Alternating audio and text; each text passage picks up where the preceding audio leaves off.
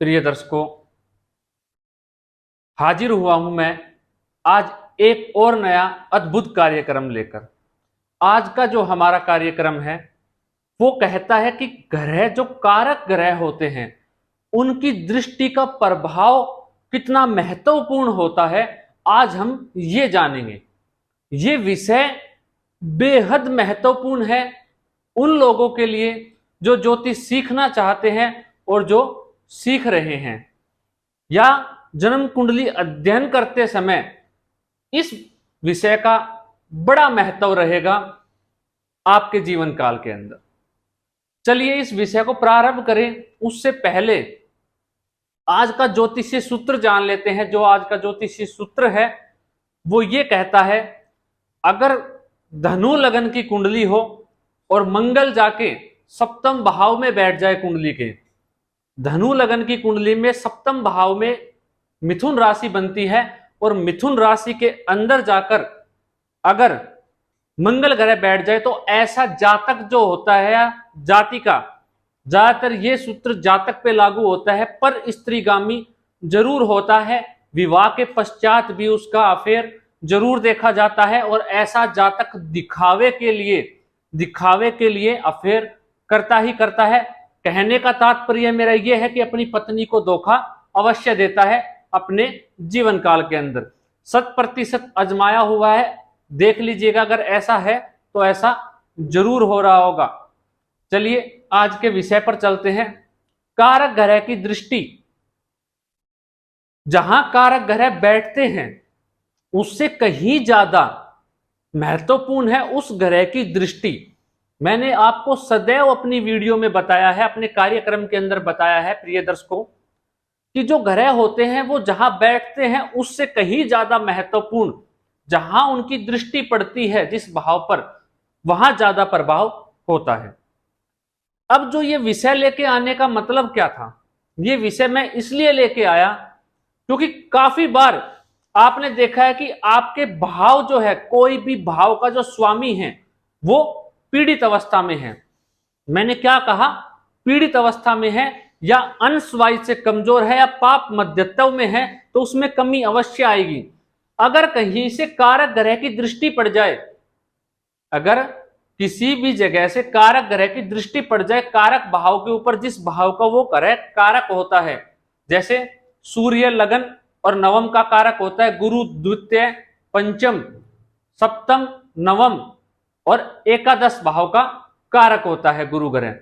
तो चंद्रमा जो है चौथे घर का कारक होता है। ऐसे ही सभी भावों के 9-7 ग्रह में से कोई ना कोई ग्रह कारक है। इसके ऊपर मैं एक वीडियो पहले ही बना चुका हूं, अगर आपने नहीं देखी तो जाके देख लीजिएगा। तो अब क्या है, अगर वो भाव पीड़ित है, मान लीजिए धन भाव पीड़ित है, धन भाव का स्वामी पीड़ित है, धन भाव का कारक भी किसी पाप ग्रह से दृष्ट है, लेकिन अगर वो गुरु ग्रह पंचम से या अष्टम भाव से अपनी दृष्टि डाल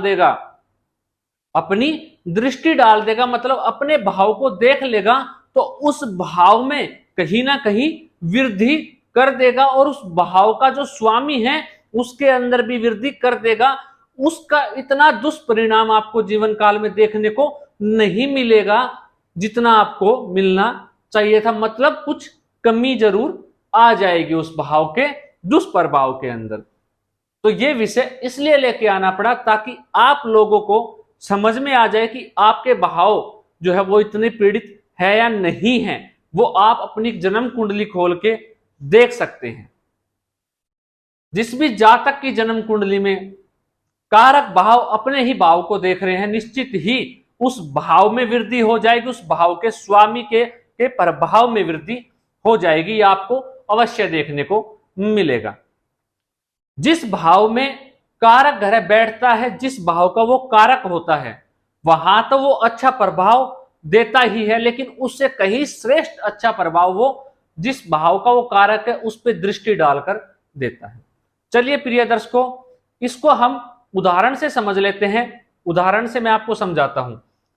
अगर जन्म कुंडली में पंचम भाव, मेष लगन की कुंडली ली हुई है मैंने, मेष लगन की कुंडली काल पुरुष की कुंडली है, कोई भी लगन हो सकता है, ये विषय आपको समझाने के लिए है प्रिय दर्शकों। 1 से 12 कोई भी लगन हो सकता है आपका, और जो पंचम भाव का स्वामी है 1 से 12 कोई भी बन सकता है, लेकिन जो कारक है पंचम भाव का वो गुरु ग्रह है संतान के लिए। चंद्रमा मन के लिए है, बुध बुद्धि के लिए पंचम भाव में कारक होता है। तो जो गुरु ग्रह है सर्वाधिक पंचम भाव का कारक जो है वो गुरु ग्रह को ही माना गया है।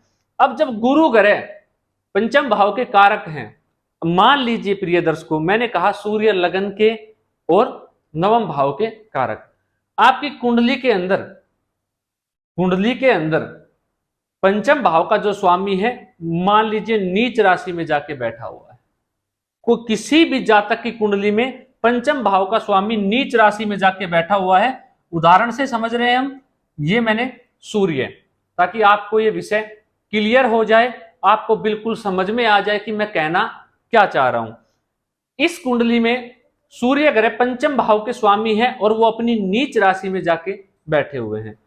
अब जो पंचम भाव है ये जो है मान लेते हैं हम कहीं से भी पाप ग्रह से दृष्ट है, जो पंचम भाव है वो पाप ग्रह से दृष्ट है, आप उसे जैसे चाहे वैसे मान लीजिए कि शनि ही राशि से पंचम भाव जो है वो दृष्ट है।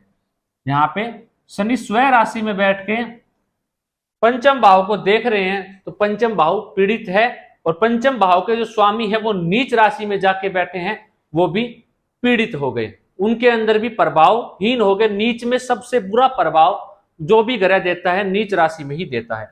अब जब शनि की दृष्टि से पंचम भाव पीड़ित और जो सूर्य है वो पीड़ित, तो अब इसका प्रभाव क्या होगा?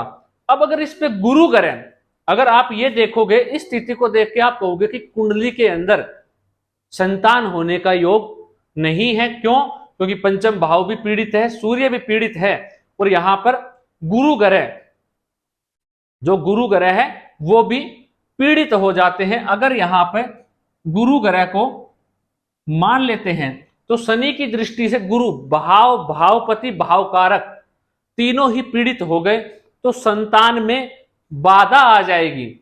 लेकिन प्रिय दर्शकों, संतान होने में दिक्कत होगी, ऐसे जातक या जातिका को संतान की प्राप्ति नहीं होगी, ज्योतिष शास्त्र यही कहता है। लेकिन ज्योतिष शास्त्र ने कहा अगर कोई कारक ग्रह अपने भाव पर दृष्टि डाल दे तो निश्चित ही उसके प्रभाव में वृद्धि कर देगा, उसके स्वामी जो है उसके प्रभाव में वृद्धि आ जाएगी। अब जो ये गुरु ग्रह है निश्चित ही संतान देने में दिक्कत करेगा, देरी करेगा, संतान होने में बाधा आएगी, लेकिन संतान होगी अवश्य। क्यों? क्योंकि गुरु ग्रह की दृष्टि पंचम भाव पर है, संतान के भाव के ऊपर, और संतान के जो स्वामी हैं इस कुंडली में पंचम भाव के, उसके ऊपर भी गुरु ग्रह की दृष्टि है। शर्त यह है गुरु जो है वो मृत या अस्त या वृद्धा अवस्था में ना हो, गुरु युवा अवस्था में हो तो निश्चित ही संतान देगा, अपने भाव को, बल को वृद्धि करेगा, अपने प्रभाव को देगा। अब मान लेते हैं प्रिय दर्शकों गुरु ग्रह नवम भाव में ही बैठे हुए हैं, तो यहाँ पे बहुत सारे सूत्र ज्योतिष के लागू हो जाते हैं। कैसे? पंचम से पंचम संतान के लिए देखना हो, ये सूत्र लागू हो जाता है। भाग्येश गुरु नवम भाव में अति विशिष्ट कारक हो जाते हैं कुंडली के अंदर, वहां से अपनी नौवीं दृष्टि डालेंगे संतान भाव पर तो वो देंगे ही देंगे। लेकिन मैंने आपको समझाया प्रिय दर्शकों, अगर भाव, भावपति, भावकारक तीनों पीड़ित हो जाएं जिस भी जातक की कुंडली के अंदर, और वहां पे अगर वो कारक ग्रह जो है अपने कारक भाव को देख ले, लेकिन अवस्था कैसी होनी चाहिए? युवा अवस्था में हो, तो वो निश्चित ही अपना प्रभाव देगा, आपको सर्वश्रेष्ठ रिजल्ट मिलेगा। अब ये ही मान लेते हैं कुंडली के अंदर कि शनि से दृष्ट नहीं है गुरु, यहां पे राहु विराजमान है, शनि की जगह यहां पे राहु को मान लेते हैं। यहां पे शनि नहीं है, यहां पे राहु ग्रह बैठा हुआ है, राहु की दृष्टि है। अब जो राहु की दृष्टि है वो भाव और भावपति पर दृष्टि पड़ी हुई है, और जो गुरु ग्रह है उसके ऊपर कहीं से कोई पाप ग्रह की दृष्टि नहीं है। तो ये हम आंख बंद करके कह सकते हैं कि गुरु की दृष्टि होने से भाव और भावेश के ऊपर निश्चित ही ऐसे जातक को संतान होगी। हाँ, संतान होने में थोड़ी देरी होगी, लेकिन संतान की प्राप्ति अवश्य होगी, और जो संतान होगी वो गुणवान भी होगी, संस्कारी भी होगी, और मान सम्मान करने वाली भी रहेगी। अगर हम ये देख लेंगे कुंडली के अंदर, हमें ये पता हो। अब किसी भी जातक की कुंडली में धन की स्थिति का आकलन करना है। अब जो धन की स्थिति है, ऐसे ही धन भाव के कारक भी गुरु ही होते हैं। मान लीजिए इस भाव का स्वामी स्वयं की खुद की राशि में बैठा हुआ है, जो शुक्र ग्रह है खुद की ही राशि में बैठ जाए यहां पे। अब भावपति कहीं पाप ग्रह की दृष्टि पड़ जाए, शुक्र ग्रह के ऊपर कहीं से भी पाप ग्रह की दृष्टि पड़ जाए, शुक्र के ऊपर भावपति पीड़ित हो गए, लेकिन गुरु ग्रह अपनी दृष्टि डाल दे, गुरु ग्रह अपनी दृष्टि डाल दे इस भाव के ऊपर, तो भी इस भाव का फल हमें देखने को अवश्य ही मिलेगा। दूसरी चीज प्रिय दर्शकों, मैं आपको एक और सूत्र बता देता हूं आज कारक ग्रह से संबंधित।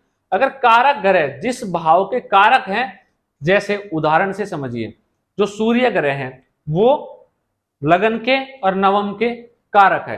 अगर गुरु और सूर्य नवम के और लगन के कारक है सूर्य ग्रह, अगर वो आपस में दृष्टि संबंध बना लेंगे, मान लेते हैं कुंडली के अंदर गुरु और सूर्य यहीं पे बैठे हुए हैं, गुरु और सूर्य आमने सामने है, तो क्या होगा? अब जो कारक है दोनों किसके कारक हैं? नवम भाव के कारक हुआ गुरु नवम भाव का, और सूर्य भी नवम भाव में कारक होते हैं, लगन और नवम। तो इनकी आपस में दृष्टि संबंध से ये ग्रह मजबूत हो जाएगा, ये भाव मजबूत हो जाएगा, और इनका प्रभाव आपको जीवन काल में देखने को अवश्य मिलेगा। जैसे इनके अलावा कोई और उदाहरण ले लेते हैं कुंडली का, किसी और भाव को समझ लेते हैं। मान लेते हैं तीसरे घर पराक्रम भाव, पराक्रम भाव में मंगल कारक है। अब जो मंगल है वो कारक है तीसरे घर का, लेकिन इसमें जो बुध है, इस लगन के अंदर जो बुध ग्रह है वो आमने सामने हो जाएंगे, मतलब उनकी दृष्टि संबंध बन जाएगा। तो निश्चित ही पराक्रम तो ऐसे जातक के अंदर देगा, लेकिन ये रोग का भी स्वामी है, मंगल जो है वो छठे घर का स्वामी है। तो लगन के ऊपर दृष्टि डाल देने से छठे भाव के, और कहीं से पाप ग्रह की भी दृष्टि हो गई मंगल पे, तो मंगल बिल्कुल प्रभावहीन हो जाएगा। अब और उदाहरण से समझते हैं प्रिय दर्शकों, जो 10वां घर है इसके कारक लगभग सभी ग्रह को माना गया है। सूर्य भी होते हैं, शनि भी होते हैं, गुरु को भी यहाँ पे कारक माना गया है, बुध को भी कई जगह कारक माना गया है। तो 10वें घर में काफी ग्रह कारक होते हैं। लगन के अंदर सूर्य और गुरु कारक होते हैं, सप्तम में शुक्र कारक होते हैं, और देवगुरु बृहस्पति कारक होते हैं। अब जो है आपकी कुंडली में कोई भी ग्रह जिस भाव का कारक होता है, अगर उसी भाव से संबंधित, अगर मंगल, इस लगन में जो मंगल है वो लग्नेश है और लगन का कारक सूर्य है। मान लीजिए आपकी कुंडली के अंदर मंगल आपकी कुंडली में यहां पे बैठा है, कहीं भी मान लो मंगल आपकी कुंडली में यहां बैठा है, चाहे नीच राशि में मान लो या उच्च में, ये सिर्फ प्रिय दर्शकों आपको समझाने के लिए मैं कह रहा हूं। अगर कुंडली में मंगल उच्च राशि में बैठा हुआ है, यहां पे कुंडली में सूर्य बैठा हुआ है, तो क्या सूर्य जो है वो लगन का कारक है, और सूर्य की मंगल पर दृष्टि हो जाने से मंगल के प्रभाव में लगन के अंदर प्रभावी हो जाएगा उसका स्वभाव, और मंगल ग्रह उसके जातिक का जो व्यक्तित्व है वो इतना भव्य और इतना सौंदर्य हो जाएगा कि ऐसा जातक सबका दिल जीत लेगा, समाज में मान सम्मान वृद्धि कर डालेगा, हर प्रकार से उसके पास सब कुछ सुख देखा जाएगा। क्यों? क्योंकि जिसका जो लगन के कारक है सूर्य, वो अपने लगन के ऊपर दृष्टि डाल रहे हैं, लग्नेश के ऊपर। तो कारक से दृष्टि पड़ जाने से, आमने सामने दृष्टि संबंध होने से भी ऐसे कुंडली के अंदर उस भाव का वृद्धि हो जाती।